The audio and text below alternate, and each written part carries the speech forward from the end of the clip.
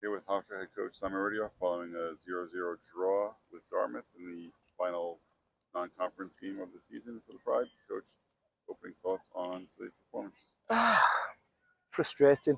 I thought, considering we had a really tough game Thursday, got home late Thursday night, hottest day of the year so far. I thought I can't question the energy and effort my team put in. The frustrating part is we just didn't get the rewards we deserved, I thought. Now, Dartmouth's a good team, we knew that, and they came to play as well. But I just think, overall we just deserve to get something more out of this game, and unfortunately that's soccer, and unfortunately that's us so far this year. So we'll get back to the drawing board and see what we need to do. What did you think of the energy your reserves brought today? Yeah,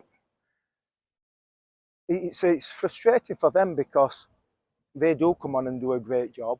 I've got 4 or 5 people behind them who would come on and do a great job, but there's only so many substitution rotations you can do, and unfortunately we overloaded with forwards and not enough midfielders. So our 3 midfielders have to play 90 minutes, and we need to give them a break, but we can't give them a break because we haven't got any central midfielders from the bench, and there's 3 or 4 kids on the bench who are willing to put a shift in. They're just not midfielders, they're forwards or whatever.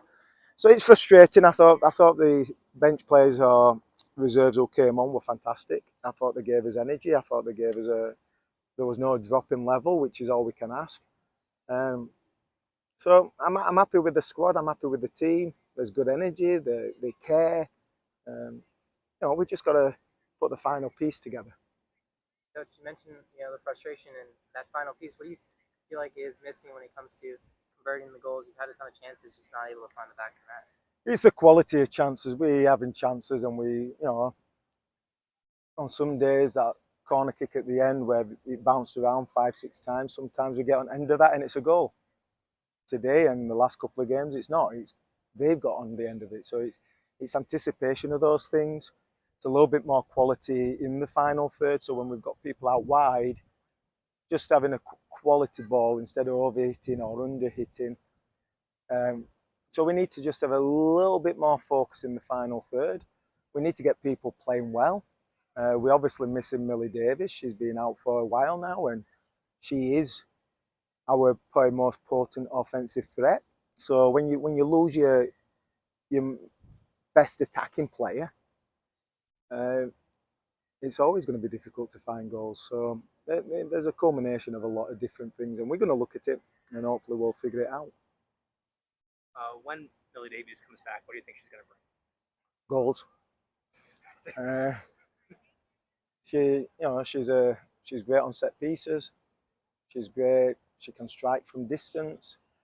She's got quick feet. She's got a confidence and a belief in herself that she's going to receive the ball under pressure and not give up possession. I think sometimes our forwards or attacking players sometimes get the ball under pressure and cough the ball back up, and it's coming back at us. With Millie, she's going to get the ball and she's going to drive into space and find a little pocket of space to manipulate. So when she comes back, we will be pretty excited. We'll be a different team, obviously, and we'll have to. But again, when Millie comes back, she is a centre midfielder. That allows us to rotate a bit. Poor Polly and Hodge is what I call them.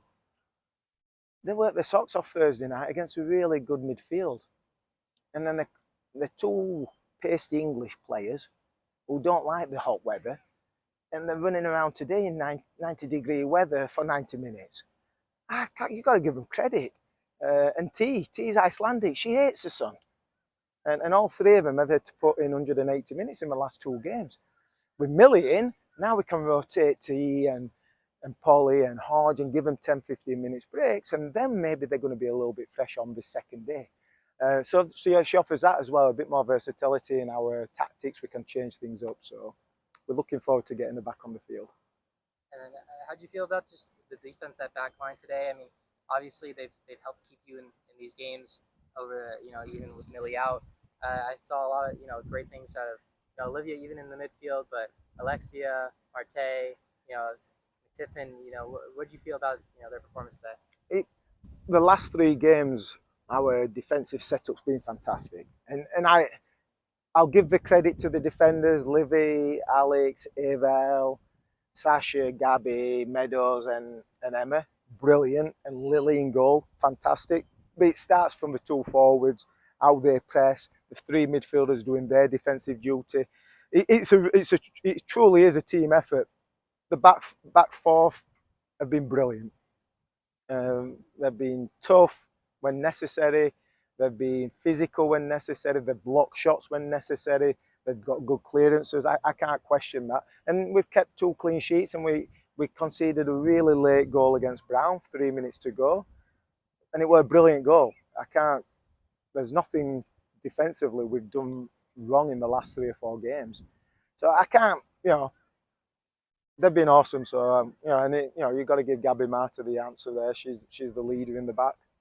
She's the vocal organiser. And I think we're going to be tough to beat. It's whether we can win again, though.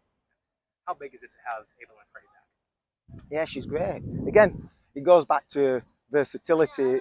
Alex is carrying a little bit of a knock. She's getting tired on the second game. We put Ava in and we don't miss a beat. She's winning headers, she's winning tackles, she's playing safe. Fantastic. And again, I'll say it again, it sounds like BS a little bit, but the backup players have been keeping themselves in shape, they're doing the right thing, they're caring. So when we do have to rely on them, there's no misstep. In years past, sometimes they're not paying attention to what we need them to do and they go on the field and they're looking lost. These kids are tuned in. They're tuned in, they're focused, they're ready to play. And I'm really happy with them all. It's just frustrating.